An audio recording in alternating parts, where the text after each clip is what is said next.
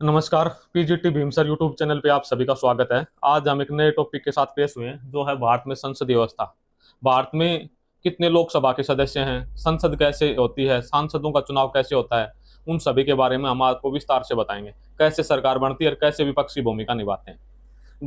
में संसदीय शासन व्यवस्था को अपनाई गई है और टोटल इसमें 543 सांसद हैं भाई। इनको बोलते हैं एमपी, मेंबर ऑफ पार्लियामेंट। 543 है टोटल। दो सदस्य एंग्लो इंडियन को राष्ट्रपति मनोनीत करता है। बाकी चुनाव होता है वो 543 सदस्यों का ही होता है देश में। 543 में से जिस पार्टी या दल को 272 सीटें मिल जाती हैं वह सरकार बनाता है। तो सरकार बनाने के लिए जादुई आंकड़ा कितना हुआ भाई? 272। जिस पार्टी के गठबंधन के 272 सीटें होंगी, कोई एक पार्टी ले लो, या प्री पोल गठबंधन हो या पोस्ट पोल गठबंधन हो, 272 सदस्य हो जाते हैं तो वो पार्टी या गठबंधन सरकार बना लेता है। पूरा भारत है ना, जो 32,87,000 वर्ग किलोमीटर का जो एरिया है, वो 543 भागों में बांटा गया है भाई। पूरे भारत को 543 भागों में बांटा गया है। पूरे भारत को क्षेत्रफल और जनसंख्या के अनुपात पे सीटें निर्धारित की गई हैं। जैसे भाई जम्मू कश्मीर में 6 सीटें हैं लोकसभा की। मैं लोकसभा की बात कर रहा हूँ। लोकसभा की कितनी सीटें हैं भाई? 6 सीटें हैं। और जो है हमारा जो संसद है, संसद कैसे बनती है भाई? संसद संसद 3 चीजों से मिलकर बनती है भाई। लोकसभा प्लस राज्यसभा और प्लस राष्ट्रपति। 3 चीजों को मिला के संसद, हम संसद बोलते हैं ना भाई। तो वो 3 चीजें होती हैं भाई, ये लोकसभा, राज्यसभा और राष्ट्रपति। मैं है ना आपको बताऊंगा लोकसभा का गठन कैसे होता है, कैसे पूरे देश में होता है। तो भाई जनसंख्या और क्षेत्रफल के अनुपात में हर जो सीटें हैं उनका भाई, जे एंड के में जैसे सीटें हैं भाई 6 सीटें हैं। पंजाब में भाई जो है लोकसभा की जैसे 13 सीटें हैं भाई। हरियाणा में भाई 10 सीटें हैं भाई। हरियाणा में लोकसभा की, हरियाणा को देश में 10 भागों में बांटा गया है। जैसे भाई हरियाणा के ऊपर ही हम बात कर लेते हैं। जैसे भाई अंबाला हो गई, ठीक, ये कुरुक्षेत्र हो गई भाई, अंबाला हो गई। तो अंबाला के नीचे हरियाणा में डिस्ट्रिक्ट है 22 भाई। परंतु जो है लोकसभा सीट के नीचे 2 या 3 जिले हो सकते हैं। जैसे भाई अंबाला है, तो अंबाला है तो उसके नीचे पंचकुला हो गया भाई, पंचकुला हो गया और भाई अंबाला हो गया। इसी तरह कुरुक्षेत्र के नीचे भाई कैथल हो गया। इसी तरह भाई जो करनाल हो गई भाई, ठीक, सोनीपत हो गई, रोहतक हो गई, भिवानी महेंद्रगढ़ हो गई, फरीदाबाद हो गई, गुड़गांव हो गई भाई। ऐसे भाई पूरे हरियाणा को 10 भागों में बांटा गया है। पूरे हरियाणा को 10 भागों में बांटा गया है। इसी प्रकार पूरे देश को 543 भागों में बांटा गया है। लोकसभा के सदस्य पूरे देश में जैसे क्षेत्रफल और जनसंख्या के अनुपात पे सदस्यों का निर्धारण होता है। जैसे राजस्थान में 25 लोकसभा की सीटें हैं, यूपी बड़ा स्टेट है, वहां पर भाई 80 लोकसभा की सीटें हैं। इसी प्रकार भाई ये है उत्तराखंड, इसमें 5 लोकसभा की सीटें हैं। महाराष्ट्र में 48 हैं भाई।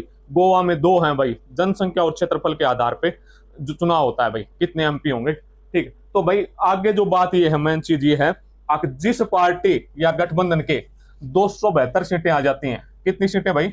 272 सीटें आ जाती हैं, वो पार्टी या गठबंधन की सरकार बन जाती है। और जैसे भाई अभी मैं आपको बताऊंगा 272 सीटें, जैसे नरेंद्र मोदी हमारे देश के प्रधानमंत्री हैं। अब लोकसभा पर जो चुनाव होता है ना भाई, वो लोकसभा के प्रधानमंत्री और देश का मुखिया का चुनाव लोकसभा से ही होता है भाई, ठीक है ना। तो लोकसभा में भाई अभी नरेंद्र मोदी को मिली मान लो 300 प्लस सीट है भाई, उसके गठबंधन को 300 प्लस लोकसभा की सीटें हैं।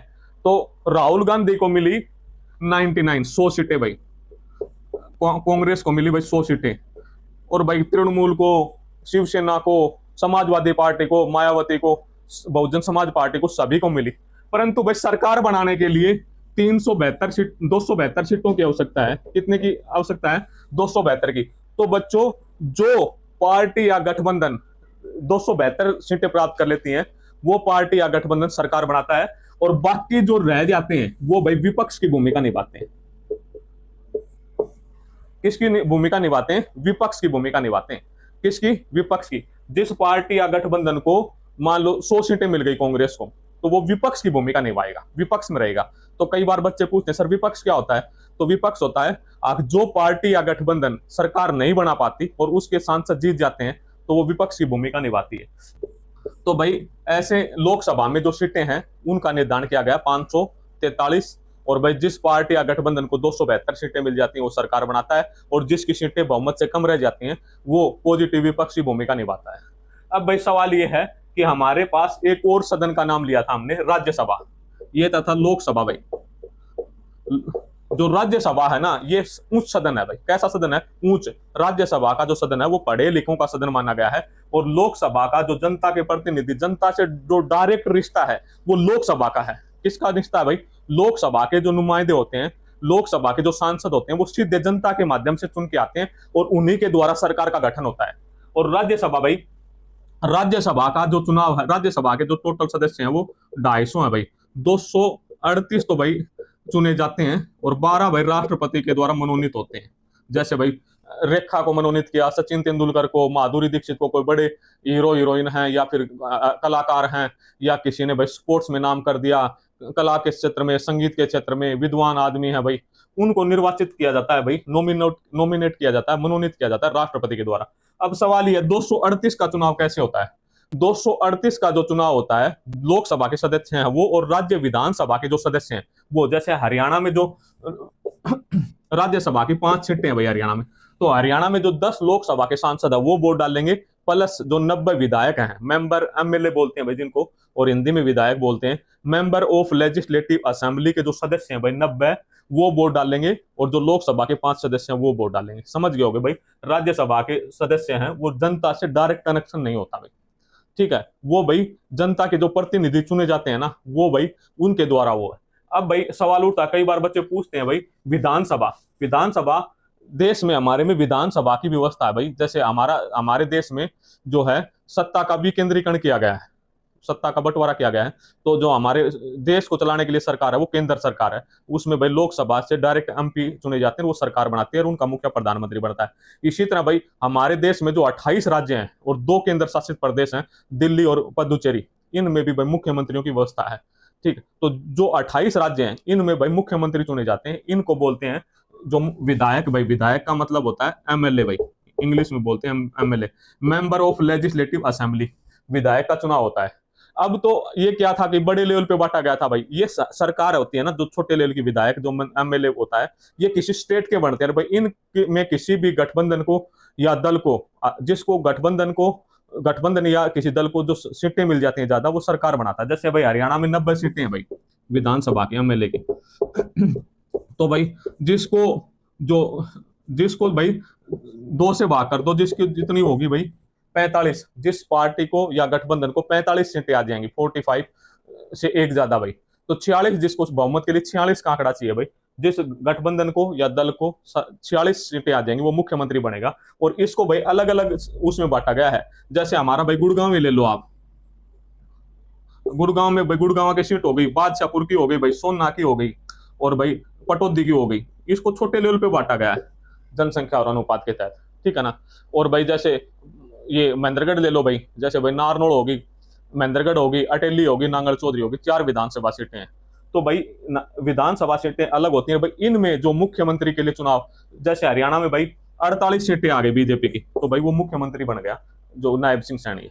किसी भी प्री पोल अलायंस या पोस्ट पोल अलायंस को अगर ये मिल जाती हैं सीटें, बहुमत की सीटें, तो वो अपनी सरकार बना लेता है। तो भाई ऐसे ही भाई हर स्टेट में अलग अलग सीटें हैं। जैसे भाई यूपी बड़ा स्टेट है, वहां पर 403 सीट है भाई, राजस्थान में 203 है भाई, इसी तरह भाई हरियाणा में 90 हैं, ठीक, अलग अलग, दिल्ली में 70 हैं। जनसंख्या और क्षेत्रफल के आधार पे अलग अलग राज्यों में अलग अलग सीटें हैं।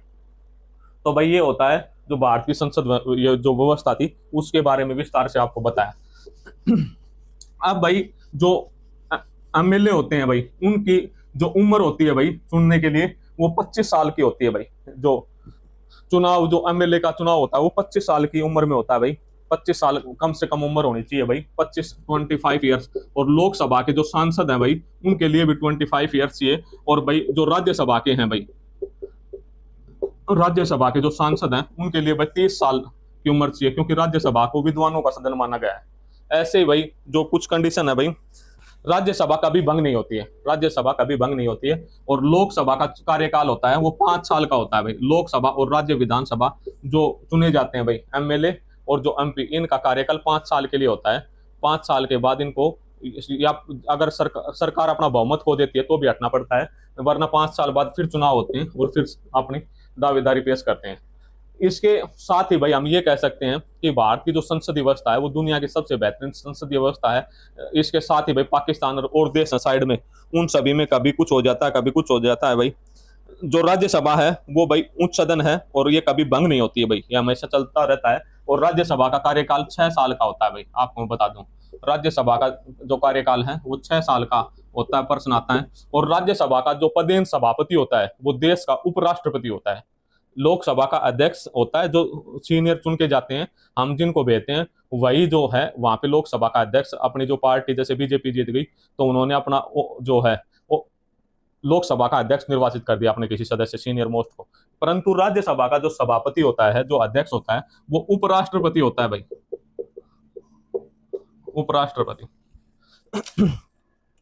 पदेन सभापति होता है भाई उपराष्ट्रपति को, और जो उसी के वेतन और भत्ते लेता है वो जो राज्यसभा का सभापति के तौर पे काम करता है।